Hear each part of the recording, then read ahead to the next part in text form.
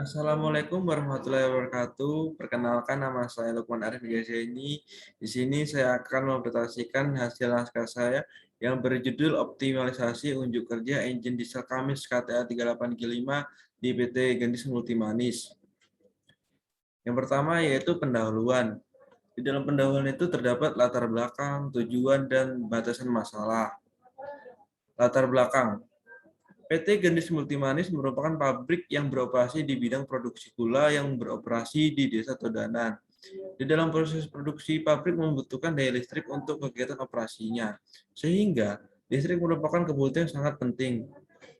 Untuk mensuplai listrik di PT Gendis Multimanis memiliki powerhouse yang di dalamnya terdiri beberapa pembangkit, salah satunya seperti genset. Tujuan saya sendiri yaitu mampu memahami dan mengatasi persoalan-persoalan yang ditemui di lapangan. Dapat mengevaluasi unjuk kerja engine diesel Kamis KTA 38G5 yang berada di tempat kerja dan mampu mengambil keputusan untuk langkah perbaikannya. Melakukan optimalisasi engine diesel Kamis KTA 38G5 dari aspek operasi maupun perancangan mesin diesel agar performa diesel dapat ditingkatkan. Yang terakhir, diharapkan mampu memberikan masukan berupa pendapat dan saran guna pengembangan usaha-usaha terutama dalam aspek pemeliharaan. Batasan masalah. Batasan masalah yang pertama yaitu kondisi mesin diesel Kamis KTA 38G5 sesuai dengan data pabrikasi. Melakukan evaluasi pada engine Cummins KTA 38G5 untuk mencari sumber masalah. Melakukan optimalisasi dengan mengembalikan performa engine diesel Cummins KTA 38G5. Baik, di slide ini masuk yaitu ke dalam pembahasan inti pada engine Cummins KTA 38G5. Yang pertama-tama itu saya melakukan pengambilan data operasi. Data operasi ini yang saya ambil yang pertama merupakan putaran mesin, tekanan oli, temperatur pendingin, temperatur udara luar, temperatur udara masuk pada ruang bakar atau ruang silinder. Dan terakhir itu tekanan udara keluar silinder. Dan data ini saya ambil mulai tanggal 5 dan mulai tanggal 5 sampai tanggal 8. Pada evaluasi saya melakukan perhitungan dan saya melakukan beberapa perhitungan. Yang pertama itu saya melakukan perhitungan pada efisiensi charging. Efisiensi charging ini sendiri merupakan efisiensi pada turbocharge. Dan saya memakai rumus ini. Setelah saya mendapatkan rumus ini, saya akan melakukan perhitungan dan data-data yang saya masukkan dalam rumus-rumus ini dan nanti itu merupakan data yang saya ambil pada saat tanggal 6 Mei. Dan setelah melakukan pemasukan angka-angka atau data-data ke dalam rumus ini dan saya melakukan perhitungan, saya mendapatkan efisiensi charging yaitu sebesar 98,3%.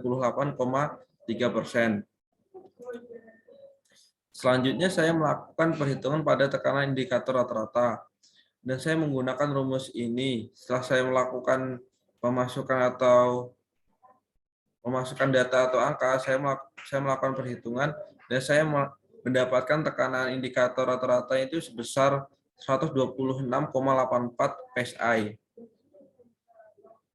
Selanjutnya saya melakukan perhitungan pada daya indikator, di mana saya menggunakan rumus NI sama dengan P1 kali L kali A kali I kali N per 33.000 kali 12 kali Z. Dan saya melakukan memasukkan data dan angka di dalam rumus ini, dan ini data-datanya. Setelah saya melakukan perhitungan, saya mendapatkan tekanan indikator sebesar 553,64. Selanjutnya saya melakukan perhitungan pada daya efektif. Saya menggunakan rumus yaitu BHP sama dengan PE kali L kali A kali I kali N per 33.000 kali 12 kali Z. Dan saya memasukkan data atau angka ke dalam rumus ini, dan ini yaitu data-datanya Dan setelah saya melakukan perhitungan, saya mendapatkan nilai BHP itu sebesar 459,95 HP. Selanjutnya saya melakukan perhitungan pada pemakaian bahan bakar per jam. Dan ini rumusnya yaitu GF sama dengan GU per AF kali N per Z kali I kali 60. Setelah itu saya melakukan perhitungan dan saya mendapatkan nilainya itu nilai GF-nya itu sebesar 274,07 pounds per jam atau sama dengan 124,316 kg per jam. Lalu saya melakukan pembagian pada angka ini dibagi dengan angka ini yaitu 0,870 kg per liter dan saya mendapatkan 142,89 liter per jam, dan ini yaitu pemakaian bahan bakar pada diesel Kamis KTA 38G5. Selanjutnya saya melakukan perhitungan pada pemakaian bahan bakar spesifik. Rumusnya yaitu sendiri BSFC sama dengan GF per BHP. Jadi saya melakukan di dalam rumus GF yaitu GF kan angkanya ini dan BHP itu di awal ini 459,9 HP. Jadi saya masukkan sesuai rumus tadi, yaitu saya melakukan perhitungan dan saya sendiri mendapatkan hasilnya itu 0,5958 pounds per HP jam. Efisiensi thermal efektif. Dan saya memakai rumus ini, yaitu rumusnya 2.545 kali BHP per GF kali Q1 kali 100%. Lalu saya melakukan pemasukan data atau angka ke dalam rumus ini dan saya melakukan perhitungan dan hasilnya itu saya mendapatkan angka 23,43%. Dan ini data evaluasi tadi. Jadi pada hasil evaluasi ini saya membandingkan antara spek data engine diesel itu dari pabrikasi, dan ini spek standarnya yang data spek desain pabrik. Jadi pabrik itu pasti mendesain atau membatasi engine tersebut, dan ini angka datanya dan saya bandingkan dengan data evaluasi tadi saya, dan itu mengalami penurunan pada daya efektif. Jadi pada beban 880 kW itu engine diesel itu seharusnya mengeluarkan daya itu BHP-nya itu sekitar 1.180 HP. Namun pada saat saya melakukan evaluasi itu mengalami penurunan daya. Jadi pada saat 720 kW ternyata itu beban HP-nya itu hanya berkisar di angka 459,95 HP. Jadi itu mengalami penurunan performa. Selanjutnya pemakaian bahan bakar per jam.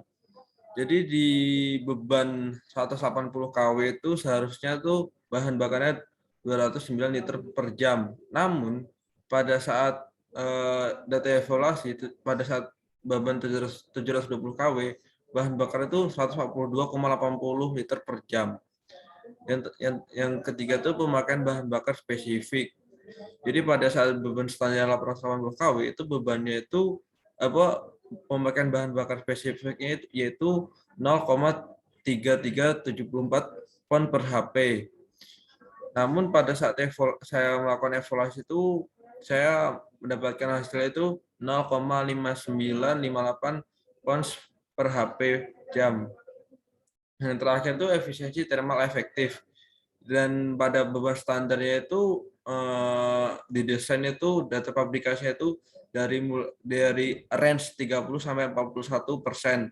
Namun pada saat saya melakukan evaluasi ternyata saya mendapatkan angka segini 23,43%. Itu menunjukkan bahwasanya data ini tidak memasukkan kriteria pada data standar desain pabrik. Lalu Masalah yang terjadi pada engine diesel mengalami penurunan performa yang disebabkan beberapa masalah seperti pada sistem pembakaran dan sistem pemasukan. Masalah yang terjadi itu yang pertama sistem pembakaran. Terjadi masalah penjembatan dan penurunan tekanan pada injektor yang mempengaruhi pembakaran. Hal ini dapat menyebabkan terjadinya kurangan daya. Hal ini disebabkan karena kualitas bahan bakar yang buruk. Jadi di Kamis KTA 38G5 itu terdapat sekitar 12 injektor. Dari 12 injektor tersebut ada beberapa injektor tuh kalau nggak salah kurang lebih 3 injektor itu mengalami penyumbatan sehingga pembakaran itu tidak sempurna karena ada 3 injektor itu tidak mengabutkan bahan bakar dengan baik. Selanjutnya masalah yang terjadi adanya indikasi penurunan tekanan udara yang disebabkan turbocharge mengalami masalah pada bearing sehingga penyebabnya kurangan suplai udara pada ruang bakar yang menyebabkan pembakaran tidak sempurna dan terjadi kebocoran dapat dari valve ataupun dari ring piston. Jadi pada saat saya melakukan evaluasi itu ternyata pada turbocharge-nya itu terdapat noise yang sangat berlebih. Pada saat saya melakukan pengecekan ternyata itu di bearing itu sendiri itu mengalami haus. Dengan hausnya itu bearingnya tidak optimal lagi sehingga poros itu tidak bisa melakukan putaran sesuai yang dibutuhkan sehingga terjadi penurunan pada ruang bakar. Dan inilah foto-foto yang saya ambil pada saat saya melakukan pengambilan data, yaitu ini foto piston, ini foto turbonya, dan ini foto silinder head-nya. Dan seperti inilah kondisinya. Setelah saya melakukan evaluasi, jadi saya menyimpulkan bahwasanya engine tersebut mengalami penurunan performa dari data desain pabrikasi.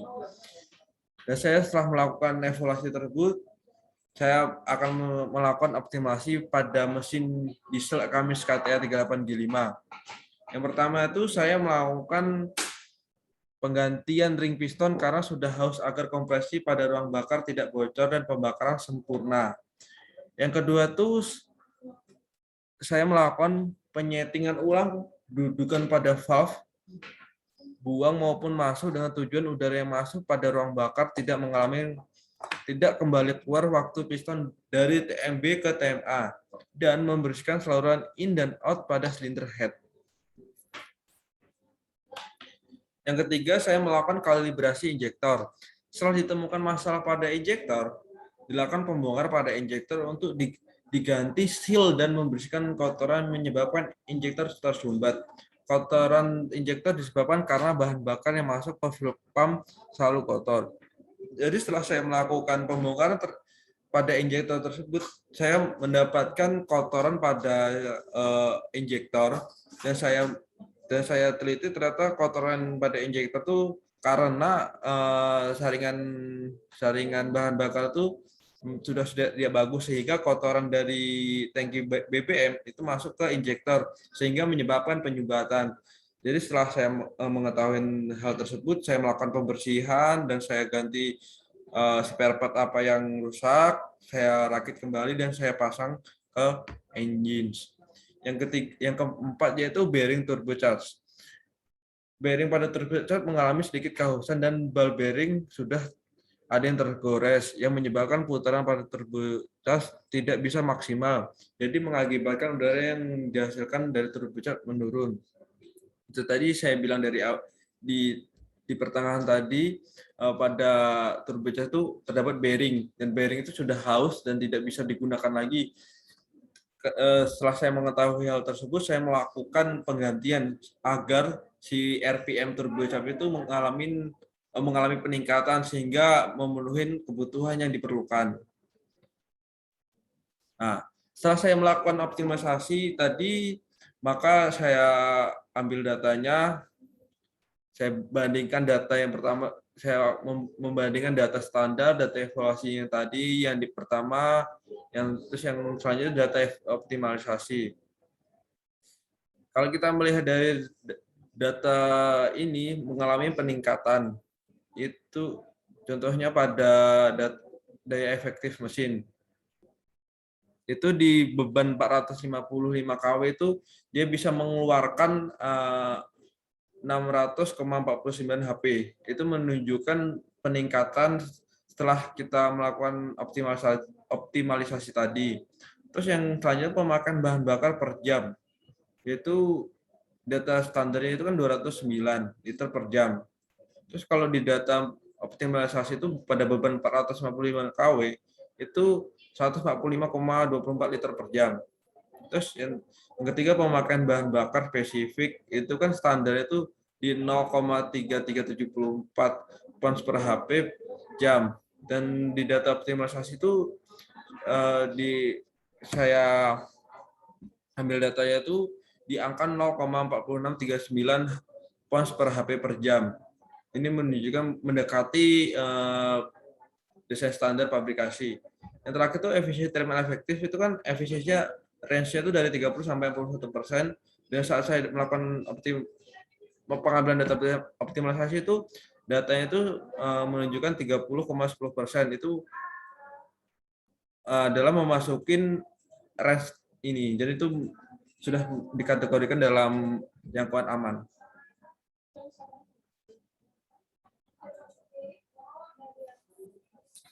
Oke, selanjutnya itu yang terakhir itu kesimpulan. Yang pertama itu engine diesel mengalami penurunan daya sebesar 459,9 HP pada beban 75% yang seharusnya menghasilkan daya 885 HP. Penurunan daya pada engine disebabkan karena kompresi selalu bocor dan tekanan udara dari turbin tidak bisa maksimal.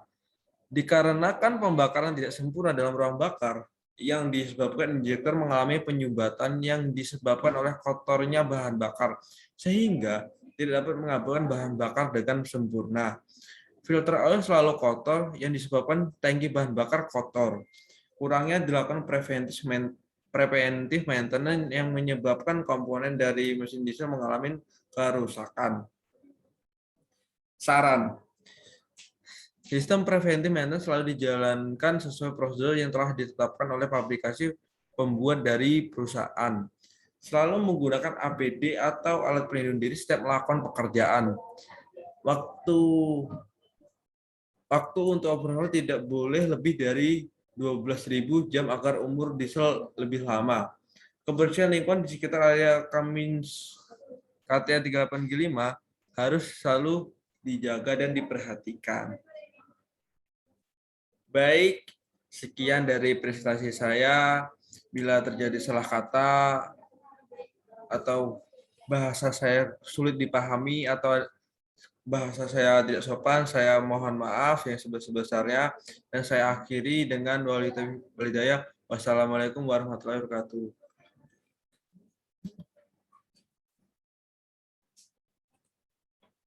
Benar kan?